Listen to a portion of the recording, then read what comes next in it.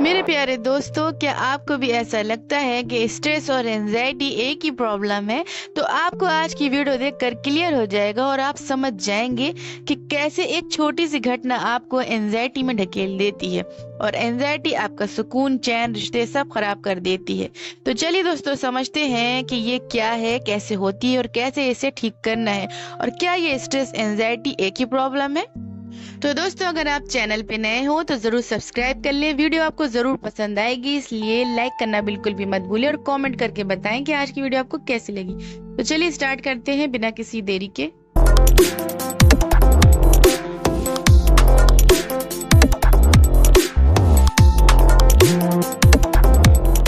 दोस्तों, एंजाइटी एक सोच का डर है जिसमें आप खुद के दिमाग से ही थक जाते हैं, आप हार जाते हैं, जबकि आपकी लाइफ में सब कुछ अच्छा चल रहा होता है। तो दोस्तों, फिर भी आपको ये दिमाग आपका थका देता है। अब यहाँ पर ये समझने की बात है, क्या एंजाइटी और स्ट्रेस एक ही प्रॉब्लम का नाम है? तो दोस्तों, स्ट्रेस हमें किसी बाहरी कारणों की वजह से होता है, जैसे आपके एग्जाम होने वाले हैं, आपका इंटरव्यू होने वाला है, या आप किसी परेशानी में पड़ गए हैं, या कोई और बाहरी कारण हो सकता है। और जब ये बाहरी कारण आपकी लाइफ से खत्म हो जाता है तो आपका स्ट्रेस भी खत्म हो जाता है। मतलब इंटरव्यू से स्ट्रेस था तो ये इंटरव्यू देने के बाद स्ट्रेस चला जाएगा, एग्जाम का स्ट्रेस था तो एग्जाम देने के बाद आपका स्ट्रेस खत्म हो जाएगा और आप रिलैक्स भी हो जाओगे। अब आप ये समझे कि एंजाइटी का कोई भी खास ट्रिगर नहीं होता है। अब जैसे ही इंटरव्यू आपने दिया, इसके बाद आपको सोच आएगी कि कहीं मैं इंटरव्यू में फेल हो गया तो फिर मेरा घर कैसे चलेगा, पैसे कहाँ से आएंगे, बच्चों का नाम स्कूल से कट जाएगा। मतलब ये है, एक के बाद एक प्रॉब्लम के लूप में आपको ये उलझाती ही रहेगी। आपकी लाइफ में अगर कोई घटना होती है तो उस पर आप ओवर थिंकिंग करने लगते हैं, फिर ये ओवर थिंकिंग लगातार चलते चलते दिमाग में बैठ जाती है। अब आप उस विचार को छोड़ नहीं पाते हैं, फिर धीरे धीरे आप एंजाइटी के लूप में फंसते चले जाते हैं। एंजाइटी हो जाने पर हमारे दिमाग में एमिगडेला हमेशा ऑटोमेटिक खतरे की घंटी बजाया ही करता है और हम छोटी छोटी बातों पर हाइपर होने लगते हैं। दूसरा चेंज हमारे दिमाग में ये होता है कि गाबा और सेरोटोनिन, जो कि हमारे दिमाग को शांत रखते हैं, एंजाइटी होने पर इनकी मात्रा दिमाग में कम होने लगती है और एक बार दिमाग अगर हाइपर हुआ तो जल्दी शांत नहीं हो पाता है। तीसरा चेंज ये हो जाता है कि कोर्टिसोल नाम का हार्मोन जो होता है, इसकी मात्रा हमारे दिमाग में बढ़ जाती है, जो कि स्ट्रेस का हार्मोन होता है। इसके बढ़ते ही हम स्ट्रेस में हमेशा रहने लगते हैं। तो आपने देखा कि दोस्तों, एक चिंता थी, उससे ओवर थिंकिंग हुई, फिर उससे शरीर में लक्षण दिखे और इन लक्षणों से आप चिंता दिन रात करते रहे और आप सालों साल एंजाइटी से जूझते रहे। एंजाइटी होने पर आपको क्या लक्षण दिख सकते हैं, चलिए समझते हैं। दोस्तों, आपका दिमाग शांत नहीं रहेगा, कुछ ना कुछ दिमाग में चलता रहेगा। रात में ज्यादा घबराहट हो सकती है, सब कुछ ठीक होने के बाद भी आपको कुछ ना कुछ गलत होने की आशंका बनी रहती है, इसलिए आप कभी खुश नहीं रह पाते हैं। आपकी सांस फूल सकती है, पेट फूलेगा, एसिडिटी बनेगी, नींद नहीं आएगी और फोकस करने में कमी रहेगी। आप कोई भी काम सही ढंग से नहीं कर पाएंगे, कामों को अधूरा छोड़ सकते हैं। सोशल होना बिल्कुल आपको पसंद नहीं होगा, धीमे धीमे आप सबसे दूर होते चले जाएंगे। प्यारे दोस्तों, ये तो हो गए लक्षण। अब इसे दूर कैसे कर सकते हैं, इसे हमें समझना होगा। दोस्तों, इसको दूर करने के लिए सबसे पहली बात आपको ये समझनी होगी कि हमको अपने मन को शांत रखना है। और हमारा मन अशांत क्यों हुआ, इस बात को भी समझिए। हमारा मन अशांत हुआ प्यारे दोस्तों हमारे निगेटिव विचारों से।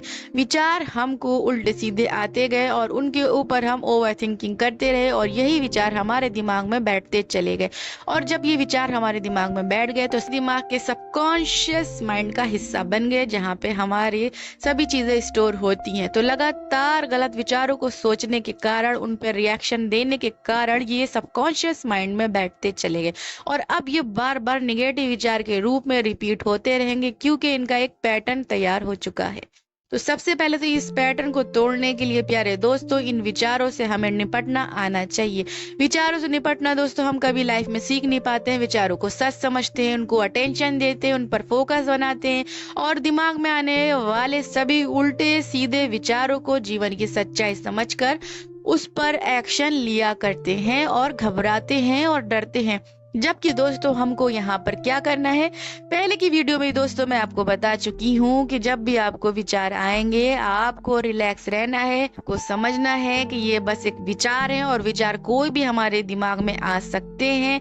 उनके ऊपर आपको घबराना नहीं है, उनके ऊपर आपको फोकस नहीं बनाना है, बिल्कुल अटेंशन मत देना है। विचार को आने दीजिए, आप कामों में लगे रहिए और विचारों को लेकर रिलैक्स रहिए, विचारों को लेकर घबराइए नहीं, पैनिक मत होइए। ऐसा कुछ भी नहीं होने वाला है। जो भी आपका माइंड आपको उल्टे सीधे सजेशंस दे रहा है कि आप कुछ नहीं कर पाओगे, आपके साथ कुछ बुरा हो जाएगा, या आप पागल हो जाओगे, या आपके साथ कुछ भी गलत हो जाएगा, आपके साथ दोस्तों आज तक कभी ऐसा नहीं हुआ है और ना ही आगे होगा। ये सिर्फ आपके माइंड के सजेशंस हैं जो कि डर के कारण होता है। जितना आप दोस्तों इन विचारों से डर जाते हैं उतना ये डर हमारे दिमाग का हिस्सा बनता चला जाता है और बार बार ये डर हमें और डराता है और डरा डरा के हमें कमजोर करता रहता है। दोस्तों जितना हम कमजोर पड़ते हैं एंजाइटी हमारी उतनी भयानक होती चली जाती है। एंजाइटी में दोस्तों बिल्कुल भी आपको कमजोर नहीं होना चाहिए, आपको अपने आप को शक्तिशाली महसूस करवाना चाहिए। प्यारे दोस्तों अपने आप को पावरफुल बनाने के लिए आप पॉजिटिव अफर्मेशंस भी दे सकते हैं। बार बार लगातार अपने मन में कहिए और जोर से भी बोल सकते हैं कि मैं शक्तिशाली हूँ। आप मुंह से भी बोल सकते हैं और मन में भी बोल सकते हैं कि मैं शक्तिशाली हूँ, मैं पावरफुल हूँ, मुझे आज बहुत अच्छा महसूस हो रहा है। और अगर आपकी सांस फूलती है तो आप ये भी कह सकते हैं कि मेरी सांस तो आज बहुत अच्छे से आ रही है, आज का दिन तो बहुत ही अच्छा है, आज का दिन बहुत मजेदार होने वाला है। कुछ इस तरीके के पॉजिटिव अफर्मेशंस दीजिए जिस तरीके के आपके मन में नेगेटिव विचार आ रहे हैं के अकॉर्डिंग आप पॉजिटिव अफर्मेशंस दीजिए, उनका उल्टा बोलकर। प्यारे दोस्तों इसके साथ साथ आपको अपनी सांसों का भी ध्यान करना चाहिए। सांसों वाली एक्सरसाइज जरूर करना चाहिए क्योंकि ऑक्सीजन की पर्याप्त मात्रा आपको एंजाइटी से बाहर निकालने में जबरदस्त मदद करती है। आपको डीप ब्रीथिंग वाली एक्सरसाइज करना चाहिए, आपको अनुलोम विलोम जरूर करना चाहिए। 10 मिनट जरूर निकालें, अपनी डीप ब्रीथिंग की एक्सरसाइज करें। ब्रीथिंग वाली कोई भी एक्सरसाइज दोस्तों आप करिए, आप अनुलोम विलोम करिए, जिस चीज में आप रिलैक्स महसूस करते हो वो एक्सरसाइज करिए। बहुत सारे लोग डीप ब्रीथिंग नहीं कर पाते हैं, वो अनुलोम विलोम कर सकते हैं और अनुलोम विलोम के साथ डीप ब्रीथिंग की एक्सरसाइज भी कर रहे हैं तो और भी अच्छा है। थोड़ा सा ध्यान सांसों पर लगाइए, थोड़ा टाइम अपने सांसों पर लगाने के लिए दीजिए ताकि आपका मन शांत होना सीख जाए। तो आई होप दोस्तों आज की वीडियो से आपको थोड़ी सी भी हेल्प मिली हो। इसी उम्मीद के साथ इस वीडियो को यहीं पे खत्म करती हूँ। जब तक के लिए मुझे दे इजाजत, गुड बाय।